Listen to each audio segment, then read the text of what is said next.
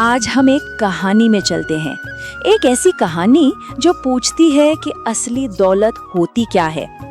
ये कहानी है एक बहुत बड़े दिल की और उसकी एक ठंडी सी रसोई की। ये बात है बिरसिंहपुर गांव की। सोचिए, गर्मी इतनी ज्यादा थी कि लोगों ने अपने घरों में चूल्हे जलाने ही बंद कर दिए थे, वो भी ठंडे पड़ गए थे। पर उसी गांव में एक गरीब बहू थी, सीमा, और उसकी रसोई वहां बिना आग जलाए भी एक अजीब सी ठंडक थी। एक ऐसा सुकून था जो सिर्फ पानी से नहीं मिलता। तो चलिए चलते हैं बिरसिंहपुर गांव, एक प्यासा गांव जहां बस सूरज का राज चलता था और हर तरफ एक खामोशी छाई रहती थी। कभी यहाँ सुबह चिड़ियों की आवाज से गूंजती थी, पर सूखे ने सब कुछ छीन लिया था। जरा तस्वीर देखिए इस गांव की। जमीन पूरी फटी हुई है, दरारें ही दरारें। पेड़ हैं पर एकदम सूखे हुए, और कुएं के पास एक रस्सी पड़ी है, बिल्कुल खाली, जैसे उसने भी हार मान ली हो। दोपहर होते होते तो गलियां एकदम वीरान हो जाती थीं, सिवाय चुपती हुई गर्मी के और कुछ महसूस नहीं होता था। और इसी सूखे शांत गांव के एक छोटे से मिट्टी के घर में सीमा रहती थी। उम्र महज 22 साल, पर उसके कंधों पर जो जिम्मेदारियां थी वो उसकी उम्र से कहीं कहीं ज्यादा बड़ी थी। उसका हर दिन एक जैसा था। सूरज उगने से भी पहले उठ जाना, फिर पानी के लिए जाना, पूरे परिवार का खाना बनाना और अपने बीमार पति रमेश की देखभाल करना। और ये सब जानते हैं कैसे? चेहरे पर एक हल्की सी मुस्कान लिए हुए। यही तो उसकी असली ताकत थी। और फिर एक दिन एक ऐसी दोपहर आई जब लगा जैसे हवा ने भी चलना बंद कर दिया हो। उसी दिन एक बहुत छोटी सी बात ने एक बहुत बड़े विचार को जन्म दिया। यहीं से शुरुआत हुई सीमा की उस ठंडी रसोई की। उसकी सास ने बड़ी धीमी सी आवाज में कहा, बहू, आज कुछ ठंडा बना दे, गला बहुत सूख रहा है। इन शब्दों में उस पल की पूरी बेचैनी थी। सीमा के मन में एक सवाल उठा, इतनी गर्मी में ठंडा, पर बनाऊंगी कैसे? तभी उसे अपनी माँ की सिखाई हुई एक बात याद आई। घर में जो कुछ भी था बस उसी से उसने एक उपाय निकाला। मिट्टी के घड़े का ठंडा पानी लिया, उसमें थोड़ा सा गुड़ घोला और आधा नींबू निचोड़ दिया। बस एक ताजगी देने वाला पेय तैयार था। सास ने जैसे ही एक घूंट पिया ना, उनकी आंखों में चमक आ गई। वो बोली, बहू, ये तो अमृत जैसा है।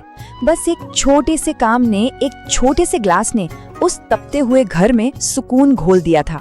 पर ये बात सिर्फ घर तक नहीं रुकी, ये तो बस एक शुरुआत थी।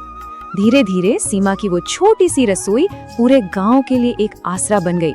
उसका वो एक छोटा सा कदम पूरे गांव में ठंडक की लहर बनकर फैल गया। और इस एक ग्लास राहत की कीमत क्या थी? कुछ नहीं, बिल्कुल जीरो। यही तो सीमा की सबसे बड़ी बात थी। कोई थका हारा मजदूर हो या स्कूल से लौटता कोई बच्चा, सबको वो ठंडक देती थी बिना किसी उम्मीद के। जब भी कोई पैसे देने की कोशिश करता, सीमा का बस एक ही जवाब होता, ये बेचने के लिए नहीं है, ये तो सबके लिए है। और उसकी यही बात, बिना किसी शर्त के देने की यही आदत धीरे धीरे पूरे गांव को उसकी रसोई तक खींच लाई। लेकिन हर कहानी में एक मुश्किल मोड़ आता है। अब कहानी उस हिस्से में पहुंचती है जहां सीमा का बड़ा दिल उसी के घर के लिए एक मुश्किल बन गया, जब उसकी खाली रसोई उसके भरे हुए दिल को चुनौती दे रही थी। अब घर में दो तरह की सोच टकराने लगी। एक तरफ था परिवार का डर। सास ने एक दिन कह ही दिया, बहू, तू सब कुछ मुफ्त में बांट देती है, हमारे अपने खाने के लिए कुछ नहीं बचा है।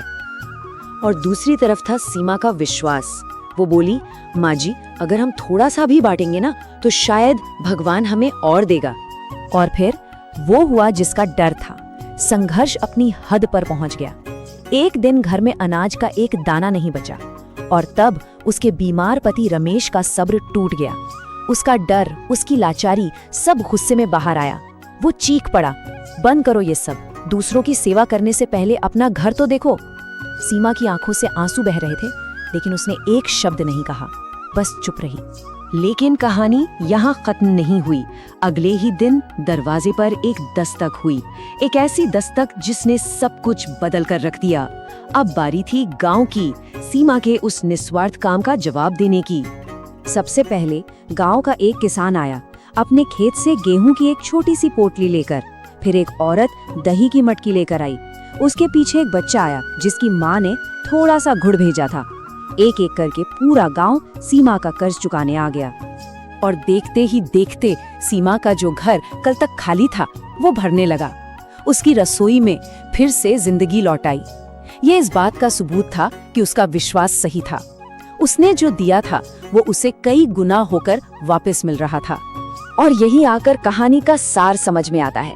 सिर्फ सीमा को नहीं, उसके परिवार और पूरे गांव को दौलत का असली मतलब पता चला। उसी शाम उसकी सास ने उसे अपने पास बिठाया और उसकी आंखों में देखकर कहा, बहू, तू गरीब नहीं है, तू तो हम सब में सबसे अमीर है, क्योंकि तेरे पास इन सब लोगों का प्यार है। ये शब्द किसी भी दौलत से बढ़कर थे। तो ये कहानी हमसे एक सवाल पूछती है, एक बहुत गहरा सवाल। क्या इंसानियत गरीबी से ज्यादा बड़ी होती है? उस दिन के बाद भी सूरज उतना ही तप रहा था, गर्मी वैसी ही थी, लेकिन बिरसिंहपुर गांव में कुछ बदल गया था। लोगों के दिल अब ठंडे हो चुके थे, उन्हें सुकून मिल गया था। और आखिर में ये कहानी हमें एक बहुत बड़ी बात सिखा कर जाती है कि जिस घर में रोटी भले ही कम होना पर दिल बहुत बड़ा होना, उसकी रसोई कभी कभी खाली नहीं रहती। वो हमेशा हमेशा ठंडी रहती है, सुकून से भरी हुई। अरे प्यारे दोस्तों, अगर आपको ये कहानी अच्छी लगी तो हमारे चैनल मोटिवेशनल स्टोरी को सब्सक्राइब करें और वीडियोस को लाइक एंड कमेंट जरूर करें। धन्यवाद।